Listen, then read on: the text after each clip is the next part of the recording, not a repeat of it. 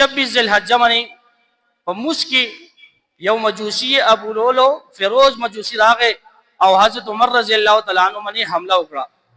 او حضرت عمر رضی الله تعالی عنہ زخمی کړ. بیا درې سلور رضی حضرت عمر رضی الله تعالی عنہ خپل په بستر باندې او زخمی حالت کې پروت وو. هغه نه بعد چکته ول پته ولګی دا چې زما زخمونه جوړیږي نه او زما د تلو وخراغه خپل زوی ته وی لاړ شه او حضرت عائشہ رضی الله تعالی عنها نه تاسو کا چې کوم د نبی علیہ السلام چې کوم ځای کې دفن دی او حضرت ابوبکر صدیق هغه خوا کې د کبه یو ځای خالی دی او ته حضرت عائشہ نه تاسو کا چې دا ځای مال راکا چونکی دا ځای دی هغه دی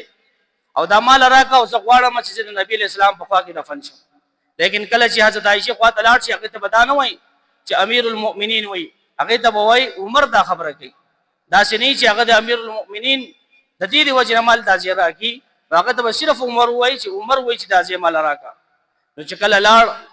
او حضرت هغه زوی لاړ او حضرت عائشہ رضی الله تعالی عنها ته وای چې زما والد حضرت عمر دا فرمای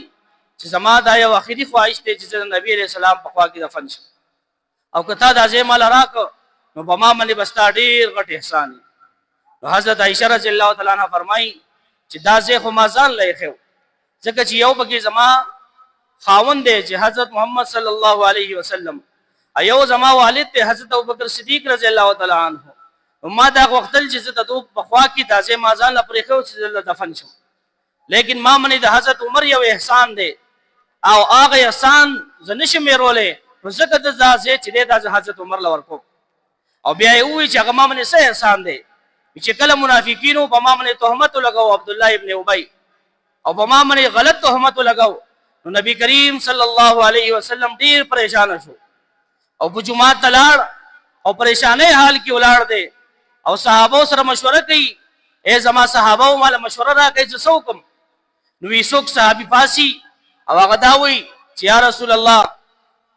تعالی پر خزي څخه کمی خو نه دي حضرت عائشہ باندې تهمت لګي ته پرې د بل وته وکي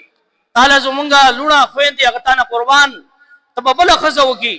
او څوک صحابي را پاسي هغه سم مشوره ور کوي څوک څور کوي. لیکن وی حضرت عمر رضی الله تعالی عنہ پاسید او نبی کریم صلی الله علیه وسلم ته فرمای یا رسول الله تعالی د دې خبرې جواب راکا تا چې د حضرت عائشہ سره نکاح کو